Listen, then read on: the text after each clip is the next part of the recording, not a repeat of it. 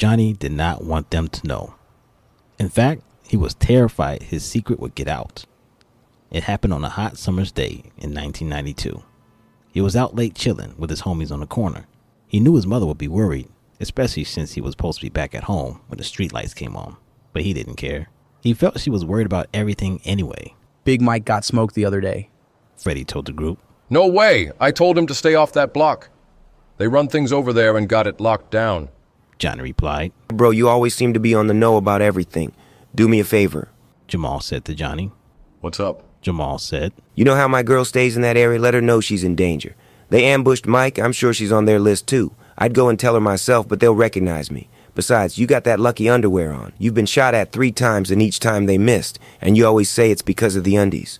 Bet. I'll tell her tomorrow. Johnny replied. Promise me, bro. Jamal said. On my life, bro. The next day, Johnny decides to buy some weed. He went to his dealer, bought a bag, and smoked it in his room. He got high all day and slept until evening. When he woke, he decided to play Nintendo. As he was playing, he heard fake gunshots in the distance. He suddenly remembered what he promised Jamal. Oh no, I hope that's not who I think it is. He put on his sneakers and ran out the door. He then hopped on his bike and rode to 79th Street. As he approached, he saw flashing lights. The cops were already there in an ambulance. To his horror, in the street lay Jamal's girlfriend, Kim. I can't tell Jamal, he's going to kill me. I broke my promise. However, Johnny knew the guys relied on him for the latest info. All he had to do was tell Jamal that he warned her, and she didn't listen. In the distance, he noticed a detective talking with Kim's cousin, Mark. You said you were with Kim the whole day, and that she was the girlfriend of their enemy Jamal. Did anyone call or visit you both to give you a warning about what could happen? After all, you guys now live behind enemy lines, as they say. No, sir. We didn't get any warning about this new beef from anybody. I thought Jamal would have the decency to let us know in some way, but I guess he's bogus like that. Man, I need to do something about this. Johnny thought to himself. Mark is always with Kim like a big brother. Word is going to get out about them not knowing about the ambush. But if I kill him and tell Jamal that I warned her and she didn't listen, I'll be safe. He hatched a plan. He would wait until he finished the interview, follow him home, and shoot him. No one would ever know it was Jamal's friend that did it. How could they possibly? He grabbed his pistol from his waist and crept behind Mark, following him for nearly a mile. He observed him glance repeatedly around him to make sure no one was following him. He didn't blame him, though. His cousin was dead, and he could be next. As he approached 63rd and King Drive, Mark began to cross the street with his back to Johnny. He seized on the opportunity and opened fire, striking him in his back multiple times. In shock, Mark whipped around and saw his killer. Johnny, how could you, bro? He collapsed and breathed out his last. Johnny stood there shaking. What have I done? He thought. Then he heard distant sirens. Reality hit him. He ran home and stayed awake all night thinking about what he had just done. The next day, he joined the guys on the corner. He told them the bad news about Kim and Mark, that the opposition shot them both, even after he supposedly pleaded with them to lay low. They didn't listen. Johnny told Jamal. He would never forget the grieved look on Jamal's face the rest of his life. Feeling guilty, he never returned to the block.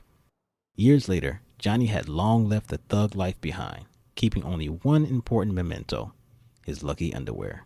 He had outgrown them by now, so he decided to put it in a frame and hang it on the wall next to his greatest success, his college degree. He had wanted to make up for lost time and poor choices, so he got his GED and a college degree in business and in finance, and quickly became CEO at a large bank firm. He used social media to keep up with the latest news. One day, he opened his X account and, as usual, went to the trending news page. Strangely, he noticed that his name was being mentioned on many posts. His eyes stopped and stared at one in particular. It stated, Case close to being solved in the 1992 murder of Mark Johnson, gunned down in cold blood the night of his cousin's death hours earlier. Sources say it was Johnny Thompson, CEO of a bank firm. Then he heard a pound on the door. Police, open up. Like Johnny, some people believe that their past wrongs will be covered by their future decisions and that time heals wounds. It is a mistake to think that because your life is going well at the moment, the consequences of past decisions you've made won't catch up with you.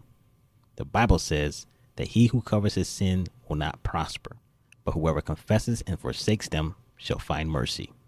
Instead of coming clean about breaking his promise to Jamal, Johnny went on his own understanding and made a bad situation much worse.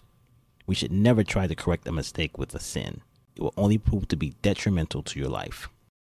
Like Jamal, some people make the big mistake of depending on people or things to bring peace of mind.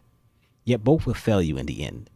True peace comes from God himself, not promises from the ungodly or silly beliefs in lucky underwear.